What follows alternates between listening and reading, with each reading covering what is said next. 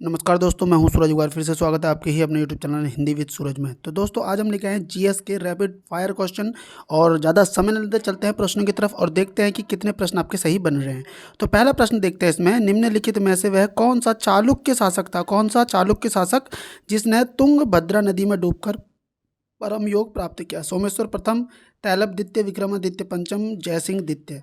तो दोस्तों, इसका राइट आंसर क्या है? सोमेश्वर प्रथम ने किस नदी में डूबकर परम योग प्राप्त किया था? तुंगभद्रा नदी में डूबकर। और किस वंश का था? चालुक्य वंश का। अगला प्रश्न देखते हैं, चौल मंदिरों में निम्न में से कौन सी उनकी प्रमुख विशेषता है? चौल मंदिर, ठीक है, मंडप, शिखर, विमान और गोपुरम। तो दोस्तों, इसका राइट आंसर क्या हो जाने वाला है? विमान। तो विमान जो है उनकी प्रमुख विशेषता है किसकी? चौल की।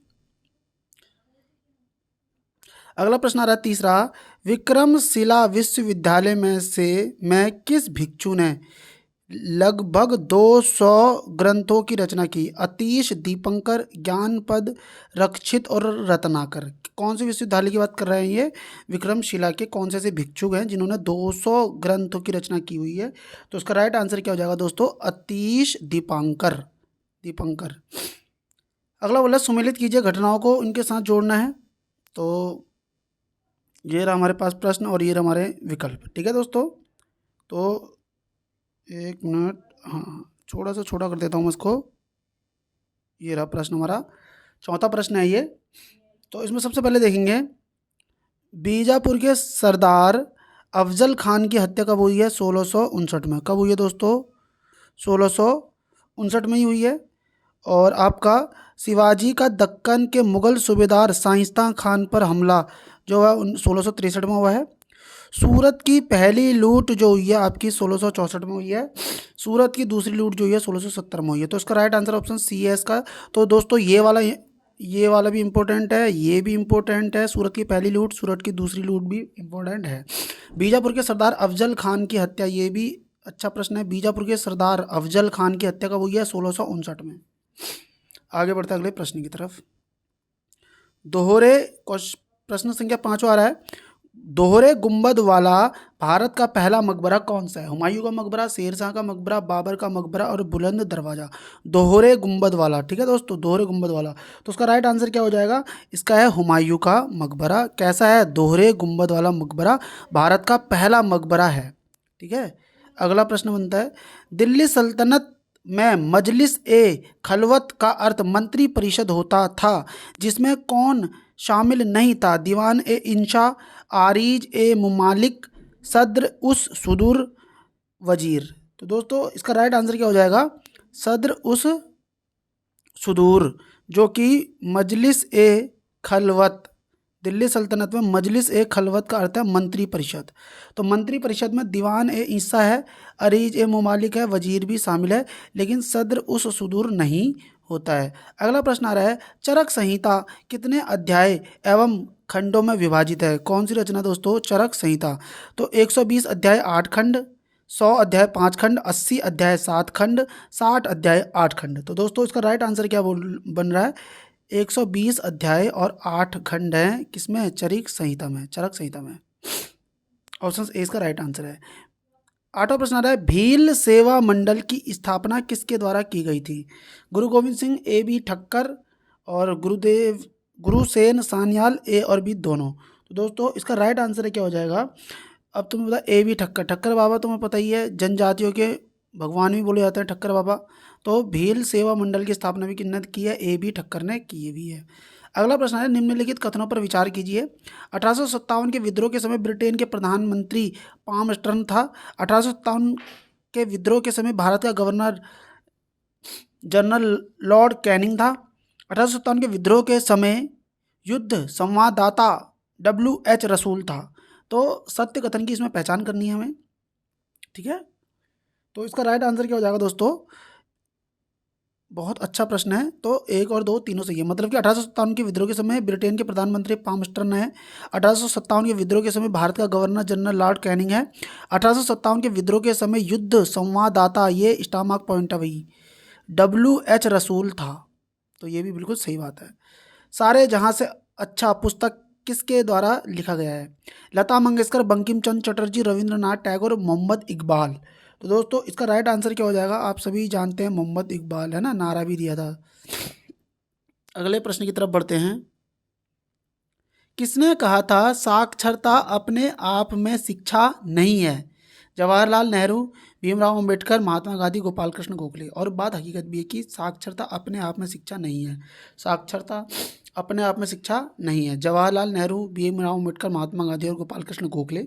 ये लाइन किसकी है? तो दोस्तों महात्मा गांधी ने ये कही है कि साक्षरता अपने आप में शिक्षा नहीं है। अगला प्रश्न आ रहा है 12वां प्रश्न, सीधी कार्यवाही दिवस डायरेक्ट एक्शन डे की घोषणा किसने की? मोहम्मद अली जिन्ना, महात्मा गांधी, जयप्रकाश नारायण, सुभाष चंद्र बोस। तो दोस्तों इसका राइट आंसर क्या हो जाएगा? ऑप्शन ए इसका राइट आंसर हो जाएगा।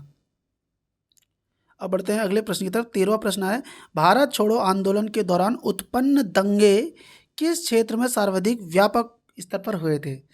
संयुक्त प्रांत, बिहार, मद्रास और गुजरात। तो बहुत अच्छा प्रश्न है। देखो, भारत छोड़ो आंदोलन के दौरान उत्पन्न दंगे किस क्षेत्र में सर्वाधिक व्यापक स्तर पर हुए थे? तो उसका राइट आंसर क्या हो जाएगा? संयुक्त प्रांत, जो यूपी वाला एरिया है वो सेंटर वाला वो। ठीक है, अब बढ़ते हैं आगे। महात्मा गांधी की पुस्तक हिंद स्वराज किस वर्ष लिखी गई? 1909, 1915, 1919, 1922। तो दोस्तों इसका राइट आंसर क्या हो जाएगा, बताएंगे सभी लोग?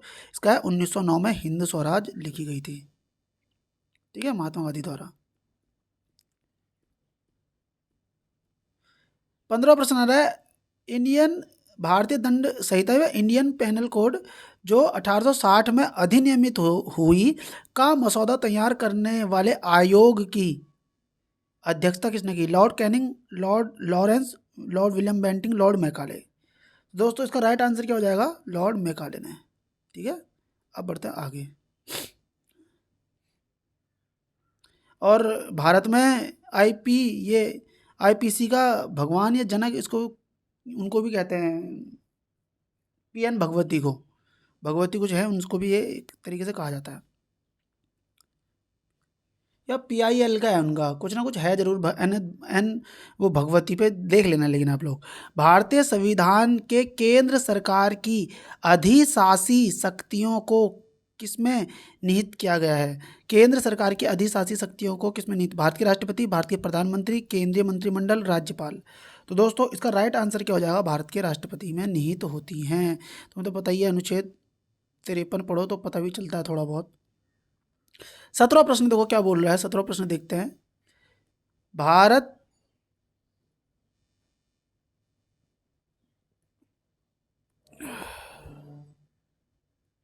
भारत के संविधान में अंतर्राष्ट्रीय शांति एवं सुरक्षा के संवर्धन का उल्लेख कहाँ किया गया है?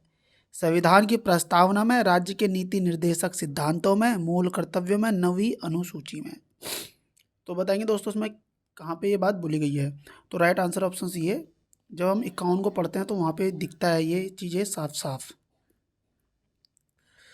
अब आ रहा 18वां प्रश्न, शुंगलू समिति की नियुक्ति प्रधानमंत्री द्वारा क्यों की गई थी? जन लोकपाल विधेयक मसौदा तैयार करने के लिए, राष्ट्रमंडल खेलों के संचालन में भ्रष्टाचार के आरोपों की छानबीन के लिए, दूर संचार घोटाले की छानबीन के लिए, कॉरपोरेट लाइबिस्ट घोटाले में फोन टैपिंग की जांच के लिए। तो दोस्तों इसका राइट आंसर क्या होने वाला है?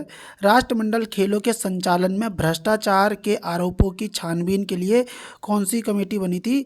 शुंगलू कमेटी बनी थी। बढ़ते हैं अगले प्रश्न की तरफ। 19वां प्रश्न आ रहा है, एक साधारण विधेयक पर संसद के दोनों सदनों की सम्मिलित बैठक में मतदान हो सकता है यदि एक सदन ने उसे बिना पारित किए अपने पास कितने माह तक रख सकता है? 4 माह, 5 माह, 6 माह, 9 माह। तो इसका राइट आंसर क्या होगा दोस्तों? इसका राइट आंसर है ऑप्शन सी। इसका राइट आंसर है कितने माह तक रोक सकता है? 6 माह तक रोक सकता है।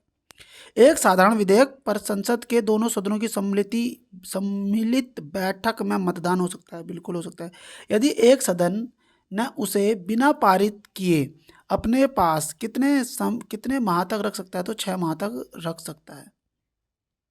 अब बढ़ते हैं आगे। जनहित याचिका किसके द्वारा अभियोजित की जा सकती है? कोई भी व्यक्ति द्वारा, कोई भी अधिवक्ता द्वारा, कोई भी मान्य नेता द्वारा, कोई ऐसा व्यक्ति जिसके अधिकार का अतिक्रमण हुआ हो। तो दोस्तों इसका राइट आंसर क्या है? ऑप्शन ए, कोई भी व्यक्ति द्वारा। ठीक है, जनित PIL।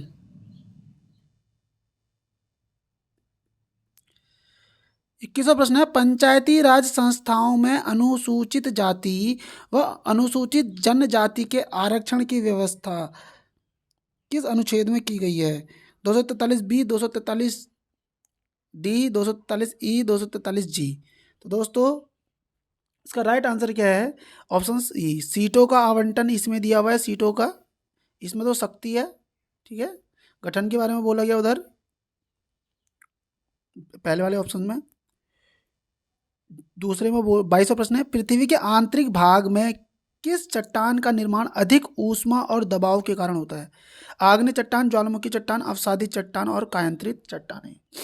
तो दोस्तों पृथ्वी के आंतरिक भाग में किस चट्टान का निर्माण अधिक ऊष्मा और दबाव के कारण होता है? तो उसका राइट आंसर क्या हो जाएगा? कायांतरित चट्टानों का। ठीक है दोस्तों, आप लोगों को अगर प्रश्न अच्छे लग रहे हैं तो लाइक कर देना, और ना लगे तो कोई दिक्कत ही नहीं। भारत में कौन से महीने वापसी मानसून, लौटता हुआ मानसून के मौसम के लिए जाने जाते हैं? अक्टूबर, नवंबर, जनवरी, फरवरी, मई, जून, फरवरी, मार्च। तो दोस्तों इसका राइट आंसर क्या है? अक्टूबर, नवंबर। और लौटते हुए मानसून से सबसे ज़्यादा वर्षा कहाँ होती है? इधर याद रखना, इधर कोरोमंडल तट। ठीक है, 24वां प्रश्न आ रहा है, पीर पंजाल श्रेणी अवस्थित है? लघु हिमालय, वृहद हिमालय, ट्रांस हिमालय और असम हिमालय। पीर पंजाल श्रेणी, धौलाधार, पीर पंजाल, नाग टिब्बा। ठीक है दोस्तों, तो उसका राइट आंसर क्या हो जाएगा बताएंगे? ऑप्शन ए इसका राइट आंसर है, लघु हिमालय में। आम्र वर्षा एक शब्द है जिसका उपयोग मानसून उत्तर वर्षा, शीतकालीन वर्षा, मानसून पूर्व वर्षा, मानसून वर्षा के लिए किया जाता है। बताएंगे अभी सब लोग। अब इसका राइट आंसर क्या हो जाएगा? इसका राइट आंसर है मानसून पूर्व वर्षा। ये जो गर्मियों में वर्षा होती है, ठीक है, उसी से कर्नाटक, केरल वाले जो क्षेत्र में होता है, कॉफ़ी वर्षा बोलते हैं, चेरी ब्लॉसम बोलते हैं, आम्र वर्षा बोलते हैं इनको। तो ये क्या है? मानसून से पूर्व वर्षा हो जाती है गर्मियों में ही। 26वां प्रश्न आ रहा है, वह कौन सा आकाशीय पिंड है जो परिभ्रमण और परिक्रमण लगभग समान समय अवधि में पूरा करता है? पृथ्वी, शुक्र, मंगल और चंद्रमा। तो उसका राइट आंसर क्या हो जाएगा दोस्तों? बताएंगे सभी लोग। इसका राइट आंसर है ऑप्शन डी, चंद्रमा।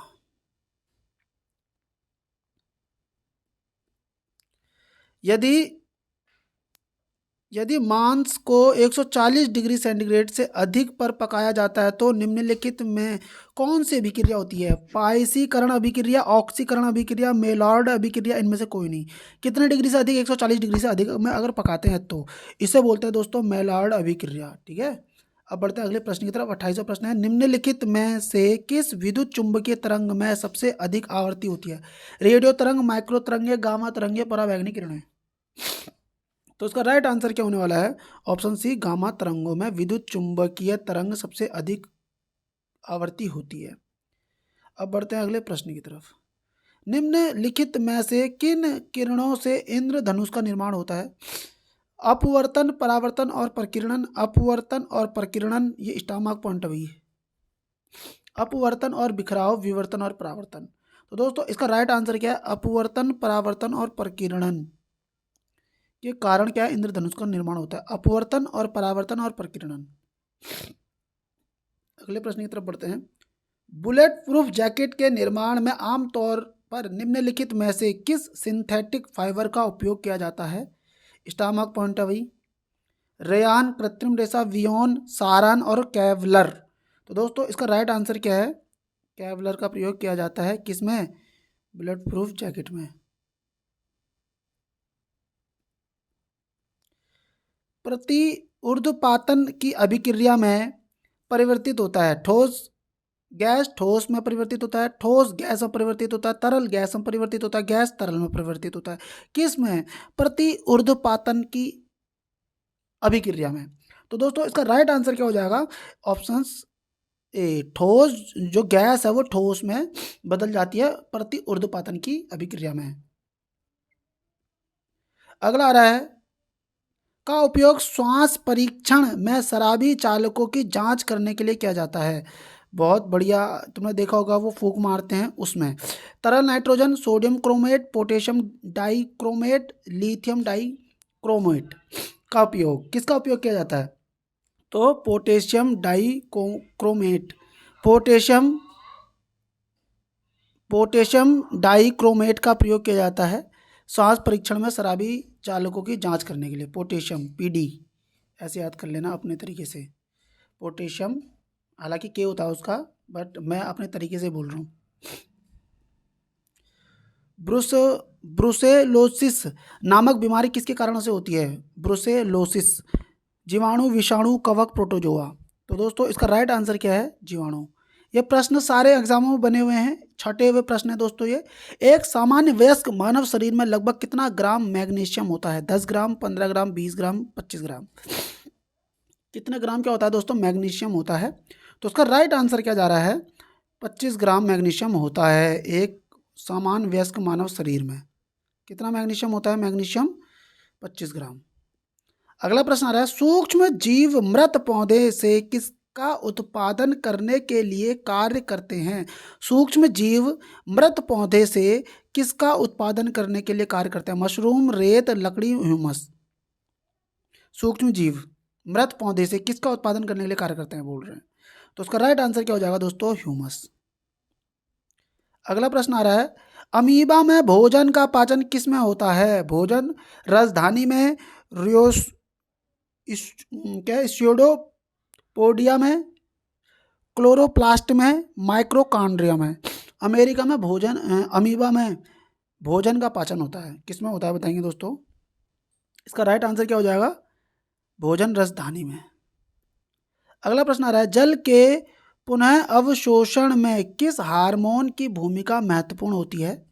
Vasopressin, oxytocin, relaxin, somatostatin. तो उसका राइट आंसर क्या हो जाएगा? Option vasopressin. अगला प्रश्न है, गर्भनाल में धमनियां पाई जाती हैं? 1, 2, 3, 4। गर्भनाल में कितनी धमनियां पाई जाती हैं गर्भनाल में? तो दोस्तों इसका राइट आंसर क्या हो जाएगा? 38 का 2 धमनियां पाई जाती हैं। 39वां प्रश्न आ रहा है, बस साइंस का एक ही क्वेश्चन रह गया है, उसके बाद फिर हमारा और प्रश्न आ जाएंगे। निम्नलिखित में कौन सा मेडुला ओबला सॉरी ओब्लांगटा का कार्य नहीं है? रक्तदाब का नियंत्रण। तो दोस्तों इसका राइट आंसर क्या होने वाला है? पेशियों के संकुचन पर नियंत्रण करना। मेडुला ओब्लांगटा का कार्य नहीं है, मतलब कि रक्तदाब का नियंत्रण करना इसका कार्य है। हृदय के धड़कन का नियंत्रण करना इसका काम है। उपापचय का नियंत्रण करना भी इसका कार्य है। पेशियों के संकुचन का कार्य इसका नहीं है। अगला प्रश्न आ रहा है, ओटो वॉन गोएरिको 17वीं शताब्दी में किस आविष्कार के लिए प्रसिद्ध थे? डीजल इंजन, वायु पंप, जेट इंजन, प्रतिदीप्ति विद्युत लैंप। तो दोस्तों इसका राइट आंसर क्या है? वायु पंप। अगला प्रश्न आ रहा है आपका, अल्प अवधि में भूमि के भिन्न किसी अन्य उत्पादन द्वारा अर्जित अधिशेष को कहते हैं? आर्थिक लगान, निवल लगान, आभासी लगान, अधिक सामान्य लगान। तो दोस्तों इसका राइट आंसर क्या होने वाला है? आभासी लगान। अल्प अवधि में भूमि के भिन्न किसी अन्य उत्पादन द्वारा अर्जित अधिशेष को कहते हैं आभासी लगान। स्वास्थ्य खराब हो गया दोस्तों। अंतर्राष्ट्रीय मुद्रा कोष 42वां प्रश्न है, अंतर्राष्ट्रीय मुद्रा कोष निम्न में से किस सम्मेलन की देन है? हवाना, रोम, जेनेवा, ब्रेटन वुड। तो IMF किस सम्मेलन की देन है बोल रहा है? तो इसका राइट आंसर क्या हो जाएगा? ब्रेटन वुड की। निम्न में से किसे चिपको आंदोलन के व्यवहारिक पक्ष के रूप में जाना जाता है? चंडी प्रसाद भट्ट, श्रीमती गौरा देवी, कामरेड गोविंद सिंह रावत, सुंदरलाल बहुगुणा। तो दोस्तों इसका राइट आंसर क्या होने वाला है? क्या बोला? किसे चिपको आंदोलन के व्यवहारिक पक्ष के रूप में जाना जाता है? तो इसका राइट आंसर है गोविंद सिंह रावत को। लोनाज और कंपोज घास किस बायोम के अंतर्गत आती है? टैगा, शीतोष्ण, टुंड्रा, उष्णकटिबंधीय बायोम। तो इसका राइट आंसर क्या जा रहा है दोस्तों? उष्ण कटिबंधीय बायोम, क्योंकि देखा तुमने, देखो जो भूमध्य रेखा उसके आसपास के ये हैं। निम्नलिखित में से कौन सा टेरेस्ट्रियल बायोम का उदाहरण है? Taiga, estuary, kelp forest, coral reef. कौन सा दोस्तों टेरेस टेरेस्ट्रियल बायोम? तो इसका राइट आंसर क्या होने वाला है? इसका हो जाएगा टैगा वन, टैगा टेरेस्ट्रियल बायोम। 38वां प्रश्न आ रहा है, 48वां प्रश्न। G20 के 18वें सम्मेलन का आदर्श आदर्श वाक्य मोटो क्या है? तो दोस्तों इसका तो सभी को पता है, एक पृथ्वी एक परिवार एक भविष्य इसका था।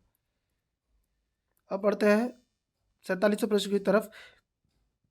मानव विकास सूचकांक का निम्नलिखित में से कौन सा एक आयाम नहीं है? तो उसका राइट आंसर क्या हो जाएगा? स्वच्छ पर्यावरण, स्वच्छ पर्यावरण, स्वच्छ पर्यावरण की प्राप्ति हेतु योगदान, ये नहीं है।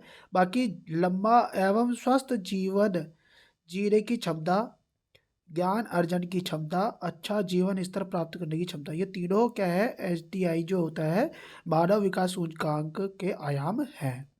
अब पढ़ते हैं 48वां प्रश्न।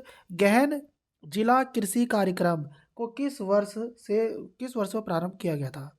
क्या गहन जिला कृषि कार्यक्रम? तो दोस्तों इसका राइट आंसर क्या है? 1960 से 1961। अब आ रहा है क्षेत्रीय ग्रामीण बैंक की कुल पूंजी में राज्य सरकार का हिस्सा है। क्षेत्रीय ग्रामीण बैंक की कुल पूंजी में राज्य सरकार का हिस्सा है 50, 15, 30, 35। तो दोस्तों इसका राइट आंसर है 15%। और अंतिम प्रश्न है, निम्नलिखित में से कौन सा संरक्षित क्षेत्र कावेरी बेसिन में स्थित है? तो इसको थोड़ा सा छोटा कर लेता हूँ, अब बताएंगे मुझे। नागरहोल राष्ट्रीय उद्यान, पापी कोंडा राष्ट्रीय उद्यान, सत्यमंगलम बाघ आरक्षित क्षेत्र, वायनाड वन्य जीव अभ्यारण्य। तो दोस्तों इसका राइट आंसर क्या होने वाला है? इसका राइट आंसर हो जाएगा ऑप्शन सी, 1, 3, 4। 1, 3 और 4, ये तीनों 1, 3, 4 ये नहीं है। तो कौन सा जो संरक्षित क्षेत्र है कावेरी बेसिन में आता है? तो नागरहोल कर्नाटक वाला हो गया, सत्यमंगलम भी वही हो गया, और वायनाड केरल वाला हो गया। ये तीनों क्या कावेरी बेसिन में है दोस्तों। उम्मीद करता हूँ आज के प्रश्न आपको अच्छे लगे होंगे। अगर आज के प्रश्न आपको अच्छे लगे तो प्लीज़ वीडियो को लाइक करिए, चैनल को सब्सक्राइब करिए। मिलते हैं next video. Thank you, bye bye.